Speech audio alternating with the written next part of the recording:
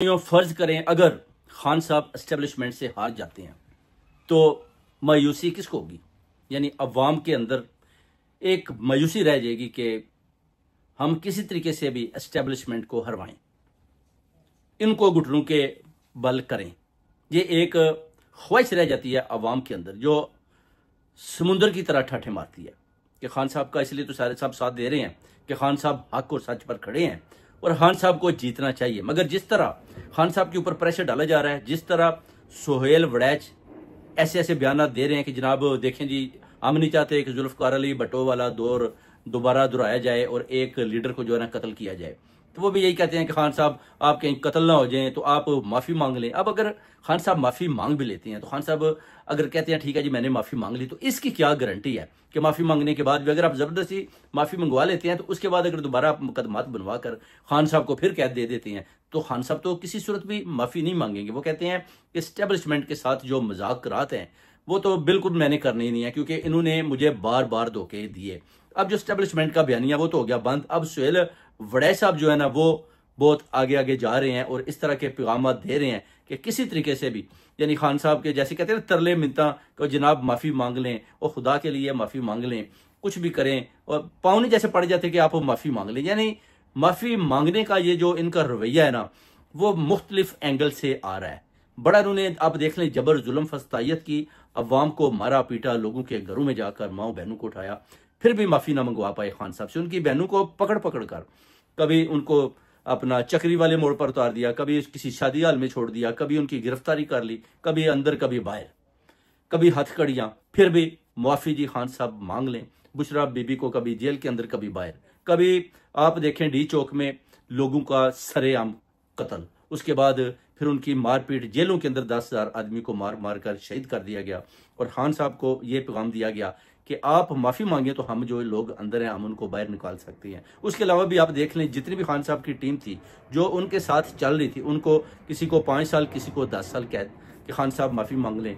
सारी पार्टी को डंडे मार मार कर दूसरी सियासी पार्टियों के अंदर जबरदस्ती मुंतकिल किया गया कि जनाब माफी मांग लें। मगर खान डटा रहा, खान हारा नहीं। खान का जो इंतहाबी निशान छीन लिया गया फिर भी खान जीता। खान का मैंडेट छीनकर जबरदस्ती फॉर्म 47 की हुकूमत को इस 25 करोड़ अवाम के ऊपर जबरदस्ती उनको उनके ऊपर मुंजमद किया गया। मगर खान फिर भी नहीं हारा। खान ने बोला कि मैं अकेले इनका मुकाबला करूंगा, हकीकी आजादी लेके रहूंगा। तो जब इस तरह का सिस्टम और निजाम इतने बड़े यानी क्रिमिनल सिस्टम के साथ, जिसमें नवाज शरीफ और आसिफ अली जरदारी जैसे क्रिमिनल लोग जो पैसे के बलबूते पर लोगों को खरीदते, उनका मुकाबला खान साहब ने इन सारी दुनिया के सामने करके दे दिया। और उसके बाद आप देख सकते हैं कि आज को 500 एफिडेविट खान साहब से पावर ऑफ अटॉर्नी जो है साइन कर, ये भी एक वर्ल्ड रिकॉर्ड है। उधर उनके ऊपर जो मुकदमात बनाए गए यह भी एक वर्ल्ड रिकॉर्ड है। किसी मुल्क के अंदर भी इतने ज्यादा मुकदमात किसी भी सियासी लीडर के ऊपर नहीं बनाए गए। उधर आप मरीम नवाज का दौरा देखें जनाब, 22 आदमी और उधर सिर्फ और सिर्फ एक चाइनीज आदमी एक पानी का गिलास लेकर इनके सामने खड़ा है। और इनका टोटल खर्चा कितना है जी? 16 करोड़ रुपया जनाब। और लग्जरी गाड़ियां, होटल, और पैसा किसका है? अवाम का। अवाम का पैसा कैसे है? IMF का पैसा। IMF का पैसा चुकाएगी कौन? अवाम। और ये मौजें कर रहे हैं अवाम के पैसे पर। और ये जो ट्रेनिंग है इनको इनके बापू और इनके चाचा ने दी हुई है, जो बहुत पुराने खिलाड़ी हैं पैसा खाने के, चोरी करने के और इस तरह लग्जरी गाड़ियों में बाहर जाकर दौरे करने के। अब मरीम नवाज को भी इन्होंने पूरा ट्रेंड कर रहे हैं कि बस जनाब पैसा खाएं IMF का, खुलकर खेलें, या चमकीले चमकीले लिबास पहने और जापान की तरफ या चाइना की तरफ एंटर हो जाए।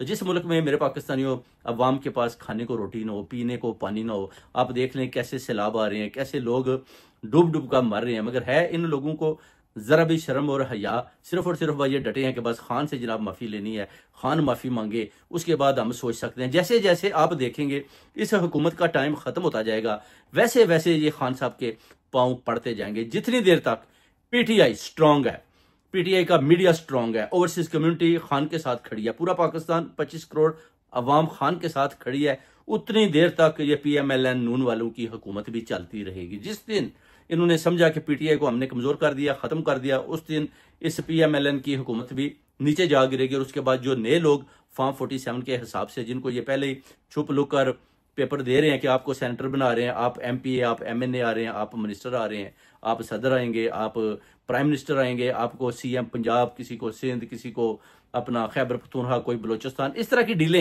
डीलों का सिलसिला जारी है। मगर उधर टाइम भी खत्म होने वाला है, क्योंकि वो कहते हैं अल्लाह ताला की जात कहती है कि एक ख्वाहिश तेरी है, एक मेरी है, होना वही है जो अल्लाह ताला की ख्वाहिश है। तो वो कहते हैं कि फिर वही करो जो मेरी ख्वाहिश है। खान को हराने में बुरी तरह नाकामी हुई और खान के साथ जो अवाम खड़ी है उनको मार मार कर खान का साथ छोड़ने पर भी बुरी तरह नाकाम हुए। अवाम अभी भी खान के साथ है और खान के साथ खड़ी है। और खान जिस दिन बाहर इनको पता है कि हम सब की लग जाएगी दौड़े, तो अब हम क्या करें। अब ये पाँव पड़ रहे हैं, क्योंकि 5 साल की हुकूमत है, 3 निकल गए, उसके बाद जो 2 साल रह गए हैं ये आपके सामने है। ये तो हुकूमत और भी 6 माह जाती हुई दिखाई नहीं देती। इस तरह का जिधर सिस्टम और निज़ाम हो, उधर मेरे पाकिस्तानियों आप समझते हैं कि किसी किस्म का इंसाफ मिल सकता है। जिधर चोरों और डाकुओं का कब्जा हो, जबरदस्ती गवर्नमेंट को मुसल्लत किया गया हो, कितनी देर तक अवाम उनको बर्दाश्त करेगी, कितनी देर तक ओवरसीज कम्युनिटी उनको बर्दाश्त करेगी। ये अभी खत्म हो चुके हैं और आप देखेंगे आने वाला दौर इंशाल्लाह खान का है। और खान को प्राइम मिनिस्टर बनाना या खान को बाहर निकालना इनकी मजबूरी है, इनके पास रास्ता ही नहीं है। ये सारी बातें ये ट्रंप के साथ भी कर चुकी हैं, अब इनकी सारी जो बातें हैं वो किंग सलेमान के साथ भी हो चुकी हैं और इनको पता चल चुका है कि हमारे पास रास्ता नहीं है। अगर खान के साथ कुछ हुआ तो फिर हमें अवाम छोड़ेगी नहीं सारी उम्र। और खान के साथ अभी तीसरी जनरेशन भी खड़ी है। जितना भी हम जोर लगाते हैं, खान की पॉपुलैरिटी पहले से भी पहले डबल है, वो और ज्यादा बढ़ती है। और नवाज शरीफ की जो पॉपुलैरिटी है वो कहते हैं 0 हो चुकी है। जबरदस्ती हम हुकूमत करवा नहीं सकते। ये भी जनरल आसम मुनीर ने इनको पैगाम दे दिया अंदर से कि इससे ज्यादा मैं और ताकत इस्तेमाल नहीं कर सकता। अगर आपकी हुकूमत अभी भी फेल है तो फिर इससे ज्यादा मैं ना तो ताकत इस्तेमाल कर सकता हूं, ना ही मैं पीटीआई को इतना जबर और जुल्म करवा सकता हूं।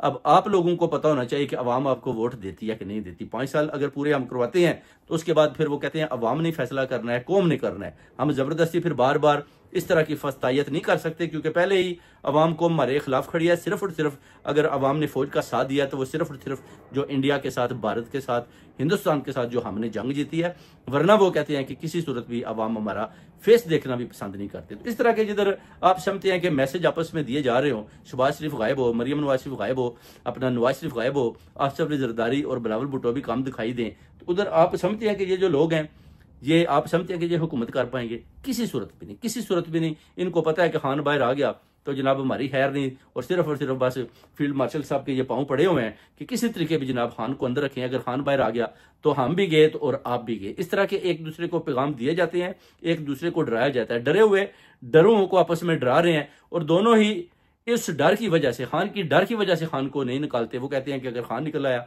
तो क्या आप मुझे बचा लेंगे, और वो उनको पैगाम देते हैं कि आपने हमें बचाना है, मगर खान निकल आया तो आप में से कोई भी नहीं बचेगा। ये याद रखना है मेरे पाकिस्तानियों, आपने खान आना है और इंशाल्लाह खान आएगा और ये सब इंशाल्लाह ताला इधर से भाग